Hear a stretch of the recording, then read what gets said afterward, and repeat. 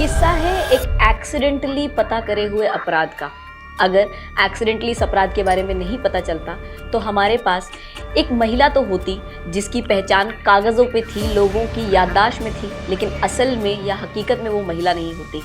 एक अपराध वास्तविकता में तो होता लेकिन उसके ऊपर कोई कार्रवाई नहीं होती, क्योंकि उस अपराध से संबंधित सभी एविडेंसेस को यानी कि साक्ष्यों को, तथ्यों को मिटाया जा चुका था। उस अपराध के परिणाम स्वरूप जो लाश थी उस लाश को गायब कर दिया जाता और जो हमारे पास रह जाता वो था एक अपराधी जो खुला घूम रहा होता, या फिर आप कह सकते हैं कि आज की तारीख में एक बहुत अच्छा पॉलिटिकल करियर भी शायद एंजॉय कर रहा होता। किस्सा है दिल्ली का, जहां पर घटना हुई, जिस घटना को जाना गया तंदूर केस के नाम से। So welcome to the YouTube channel of Judiciary Gold and the new episode of किस्सा, जहां पर हम डिस्कस करने वाले हैं स्टेट वर्सेस सुशील कुमार के केस को, जिसे फेमसली तंदूर हत्याकांड के नाम से भी जाना जाता है। आप नाम से ही समझ गए होंगे कि इस केस के अंदर किसी की हत्या हुई है, लेकिन अपने आप में हत्या हो जाना ही सिर्फ यहाँ पे ग्रीवियस नहीं था, कुछ और भी था जो इससे ज्यादा हीनियस था, कुछ और भी था जो इससे ज्यादा दर्दनाक था और दिल दहला देने वाला था। 2 जुलाई 1995 की रात को नैना साहनी नाम की एक महिला अपने घर में आराम से बैठी हुई थी, तभी उनके पति सुशील कुमार का घर पर आना हुआ। दोनों की किसी बात पर बहस छिड़ी।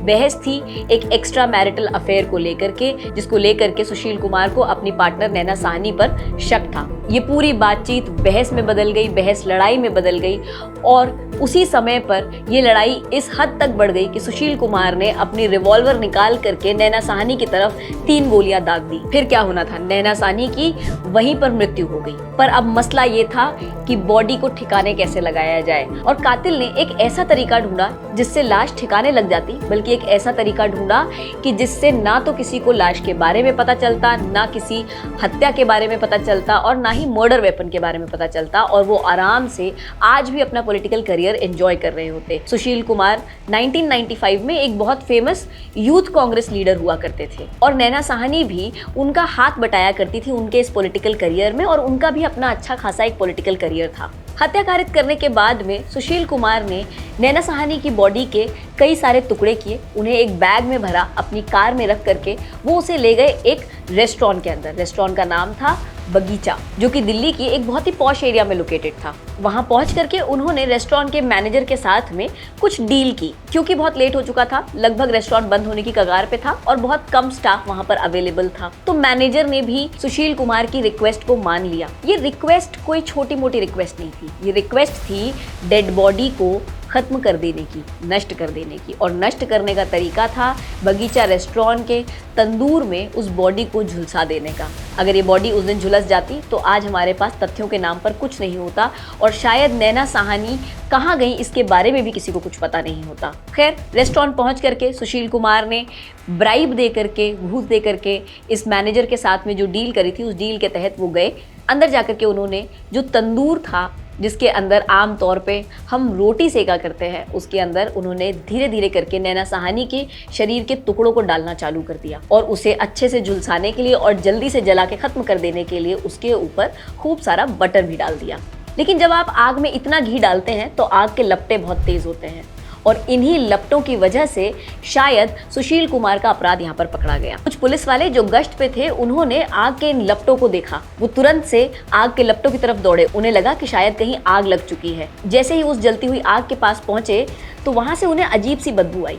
होटल के बचे हुए स्टाफ को भी अजीब सी बदबू आने लगी। जब इंसान का मांस जलता है तो वो बहुत खराब तरीके से महकता है और इसी कारण से यहाँ पर पुलिस को शक हो गया कि क्या हो रहा है इस जगह पर, ये कोई आम तंदूर जलने की बात तो नहीं है। फौरन पुलिस फोर्स को वहाँ पर बुलाया गया और तंदूर में लगी हुई आग को रोका गया।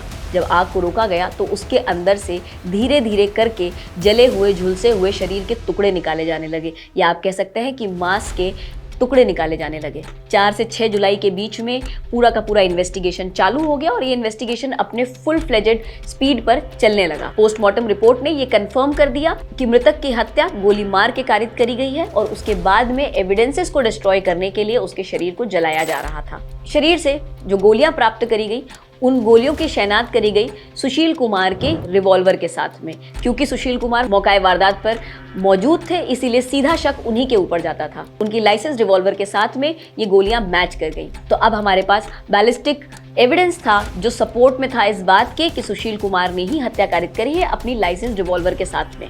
सुशील कुमार के विरुद्ध 2 मेन चार्जेस फ्रेम करे गए। पहला चार्ज हत्या कारित करने का, दूसरा चार्ज एविडेंसेस को डिस्ट्रॉय करने का। एविडेंस यानी कि लाश को डिस्ट्रॉय करने का या अपने द्वारा किए हुए अपराध को ढक देने का। 1996 में फाइनली ट्रायल कोर्ट का जजमेंट आ गया। इस जजमेंट के तहत सुशील कुमार को दोषी पाया गया और दोषी पाते हुए उन्हें धारा 302 आईपीसी के तहत मृत्युदंड सुनाया गया। साथ ही में एविडेंस गायब करने के लिए धारा 201 में भी उन्हें अपराधी पाया गया। केस पहुंचा दिल्ली हाई कोर्ट में साल 2013 में। 2013 में भी उनके कन्विक्शन को वैसा का वैसा ही रखा गया, यानी कि हाई कोर्ट ने भी इस बात की पुष्टि करी अपने जजमेंट के द्वारा कि सुशील कुमार ही यहाँ पर अपराधी हैं और इन्होंने ही दोनों अपराध कारित किए हैं, हत्या का भी और हत्या के साक्ष्यों को या तथ्यों को गायब करने का भी।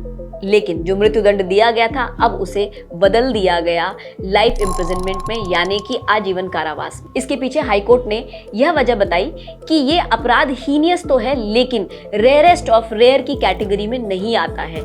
रेयरेस्ट ऑफ रेयर क्या होता है ये मैं आपके साथ बात करूंगी स्कूप के आने वाले वीडियो में, सो प्लीज उस वीडियो को भी जरूर देखिएगा ताकि आप रेयरेस्ट ऑफ रेयर केसेस क्या होते हैं ये समझ पाएं। इस पूरे केस में इंसाफ हुआ या नहीं हुआ ये आप मुझे बताइएगा, पर इन्वेस्टिगेशन और अपराध का सही समय पर पता चल जाने की वजह से, साइंटिफिक एविडेंसेस और साथ ही में मोटिव क्लियर होने की वजह से अपराधी के ऊपर दोष तो सिद्ध कर दिया गया। सुप्रीम कोर्ट ने 2014 में इनको दोषी पाया और साथ ही में लाइफ इम्प्रिजनमेंट को कंटिन्यूड रखा। रेयरेस्ट ऑफ रेयर ना मानते हुए इस पूरे सिनेरियो को सुप्रीम कोर्ट ने डेथ सेंटेंस देने से मना कर दिया, क्योंकि हमारे पास बहुत ही बेहतरीन या आप कह सकते हैं कि फाइन एविडेंसेस थे साइंटिफिक एंड बैलिस्टिक, जिसकी वजह से हम यहाँ पर दोष सिद्धि तो कर पाए। मोटिव भी बहुत क्लियर था, जेलसी, पॉसेसिवनेस, इन सब जैसी चीजों ने और एक पति पत्नी के रिश्ते में इनका होना कहीं ना कहीं बहुत क्लियरली दोषी का मोटिव दिखा रहा था, इसीलिए दोष सिद्धि तो हो गई। पर इंसाफ हुआ या नहीं हुआ ये आप मुझे बताइएगा कमेंट सेक्शन में। Bye guys, make your day great and stay tuned for more such videos.